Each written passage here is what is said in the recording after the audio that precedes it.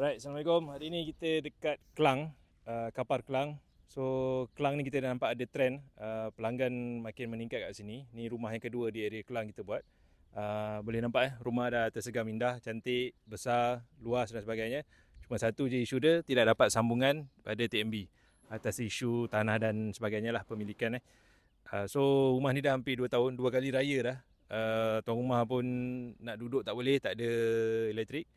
So penyelesaian yang terbaik adalah sistem tenaga solar. So macam biasa kita letakkan panel solar yang kat sini 12 keping darab 650 watt.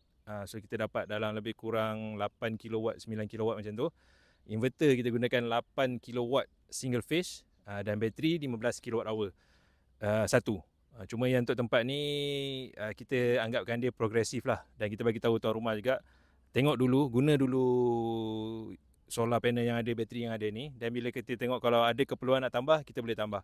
Cuma satu rumah ni orientation dia sini east dengan west lah. Sini timur, sini barat. So kita kena pecah dua lah sebab ada 2 channel. Kita ambil separuh ke timur, separuh ke barat lah. So pagi mula dapat, kalau petang pun turun pun adalah dapat sikit. Dia yang terbaik kalau rumah tu north south. InsyaAllah bila pasang solar ni sehari 2 hari je, malam rumah dah boleh menyala lah. So ni masih lagi Syawal, ada dalam seminggu 2 minggu ni. Tuan rumah sempat lagi lah nak buat open house.